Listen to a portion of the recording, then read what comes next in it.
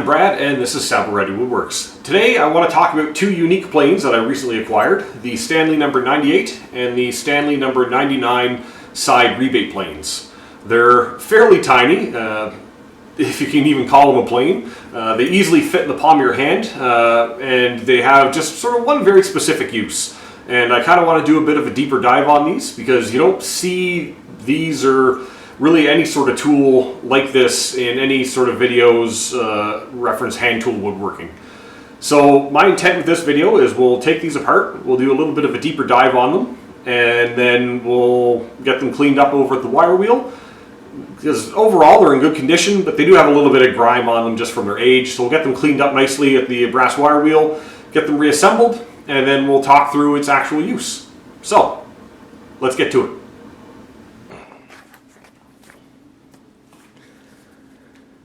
Alright, so just before we take these apart and give these a cleanup, we'll do a little bit of a dive and just quickly talk the history of these.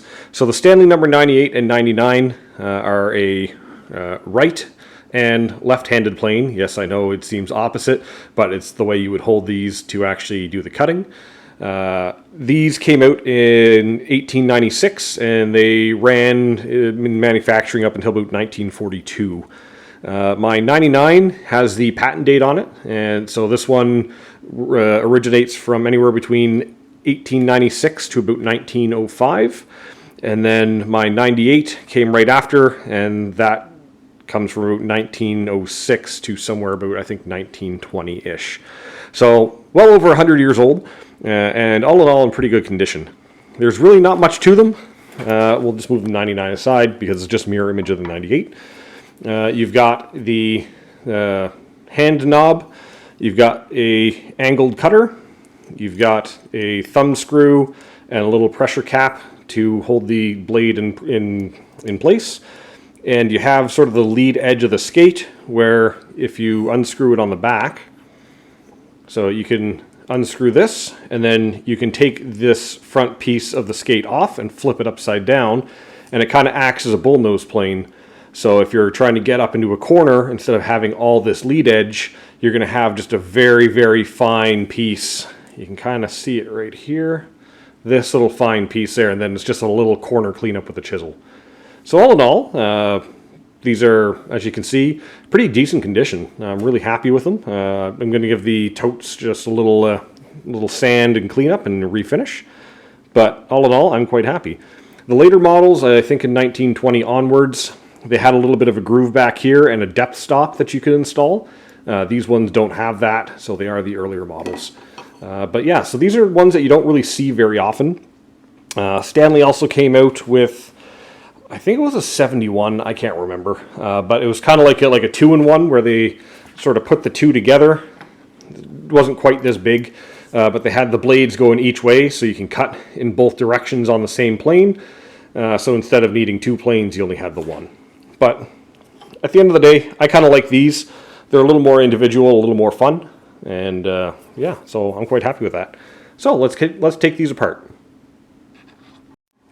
Okay, so looking at the 98, and just keep in mind that the 99 is exact mirror image of it. It's a pretty simple plane, really. There's really not much to it. It's small, it's thin. You have a thumb screw, and we'll just call this a lever cap, and that keeps pressure on the actual cutting iron to keep it from moving. And as you can see, it is an angled or skewed cutting iron. Aside from that, you have your little knob that'll sit in the palm of your hand, and then the front part of the skate is adjustable or reversible, if you may, as well as just numbered 98 here. On the back side, it's pretty simple. It's all flat. And then you've got this one screw here, and that will allow you to adjust the front part of the skate. And then just the Stanley markings on the back side. So all in all, pretty simple. So we'll take this apart. One thing that I have read a lot is with a thumb screw is not to over tighten them when you're tightening these down, because I guess they would strip a fair amount in the past. So if you're ever assembling one of these, just do be careful with that. But the cutting iron, or the lever cap is a little tight on the cutting iron, but that's fine. And then once that's out, the blade itself will just come straight out. And that's pretty much taking out the blade for sharpening. The front of the skate itself like I mentioned earlier, is reversible. So if you're cleaning up in a stopped dado or a stopped rabbet and you're trying to get in the corner, instead of having all this lead edge, we can flip this around and we can undo this screw.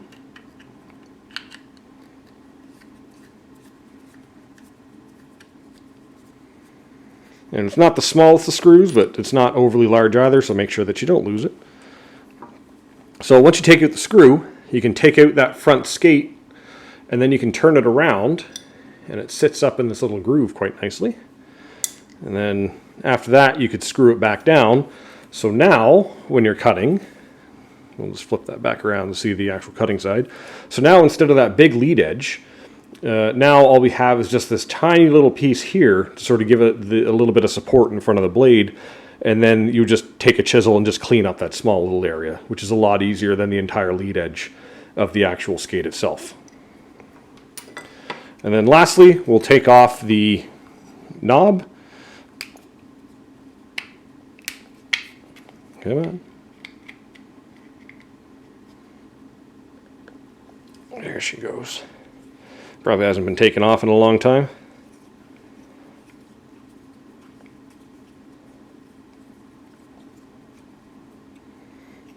Yeah. And then that's it. That is the complete disassembly of the Stanley 98. So now I'll take the 99 apart, and then we'll take this over to the brass wheel, and then we'll get her all cleaned up.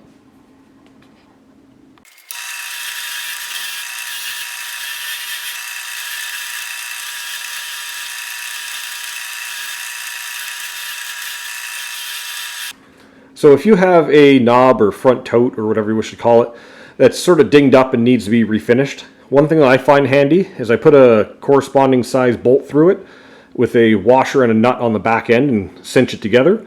And then I'll chuck this up in the drill press, and then I'll be able to turn that kind of like a little bit of a mini lathe, if you may. And this way I have two hands free to do sanding. Some people use drills. That's fine too. I just like having both my hands free when I'm doing this, so I'll be using the drill press.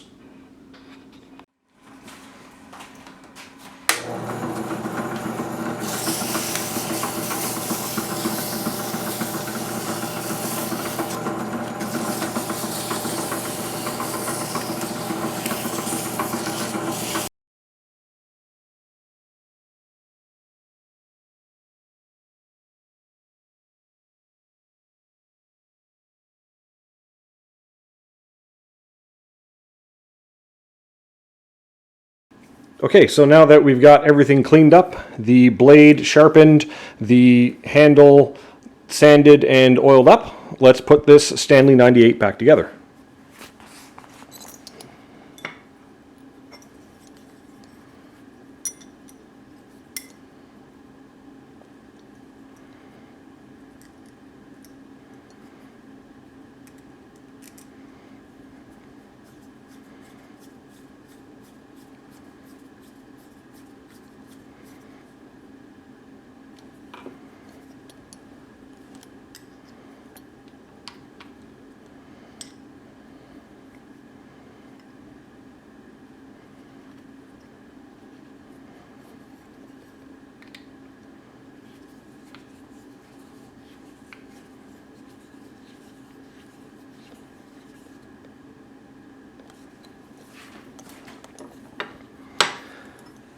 Okay, and for reinstalling the blade, you want to just sort of put it down and just press it so there's just the tiniest little gap.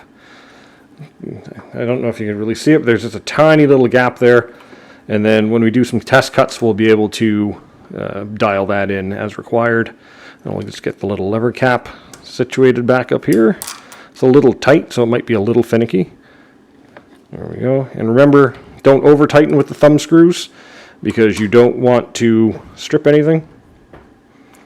And then as you tighten that down, sorry for my big old hands here, probably not the best angle, but it works. You get the idea. It's pretty simple. And there we are. The Stanley 98 all reassembled, cleaned up, and ready for some test cuts. So let's go try this out. So the 98 and 99 really come into play when you're using the 45, the 55, or any sort of other rebate plane or plow plane when you're creating a rebate or a dado or any sort of groove, and you just need to widen it up a little bit. So let's do a quick couple cuts with the 45 just to create a quick groove, and then we'll actually demonstrate that with the planes themselves.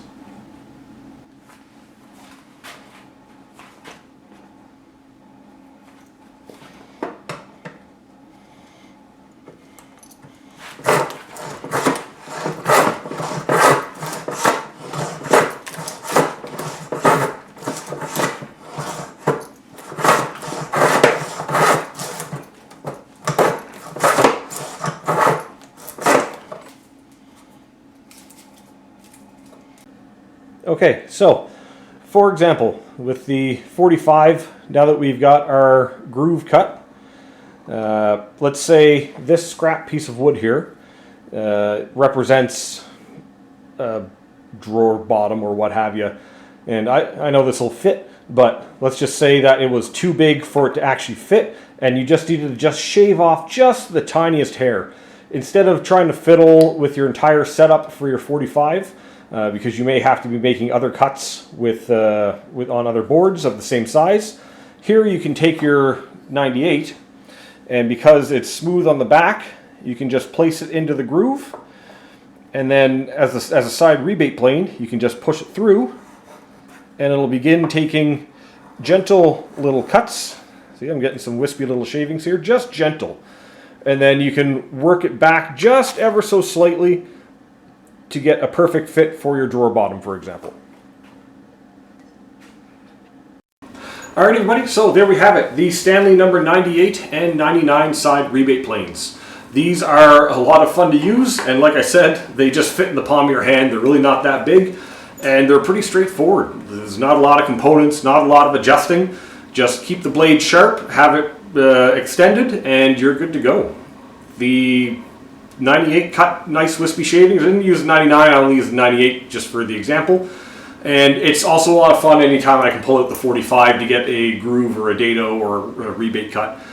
As you saw in the video, need a little bit of practice with that, just sort of keeping it straight on the initial cuts, but all in all, the groove turned out fine, and this was working beautifully just to refine the edge.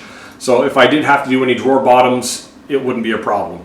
And going forward, any drawers that I do make, I'm going to make the point to make sure that I pull out my 45 and my 98 and 99 to get those done, instead of using my, my table saw or my router.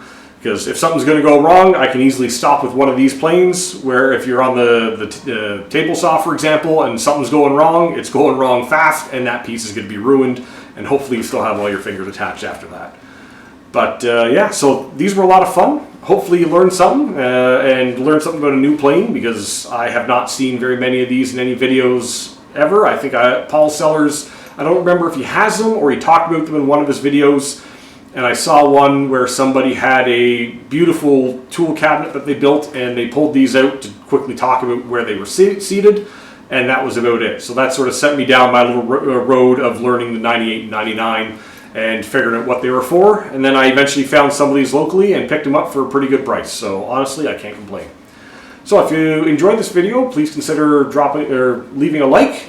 If you have any questions or you have experience using 98s and 99s, feel free to drop them in the comments. I'd love to hear from you. And if you want to see more of my videos, please do hit that subscribe button. I'd appreciate it to help grow my channel. And I look forward to seeing you all in the next video. All right, everyone, have a great night. Cheers.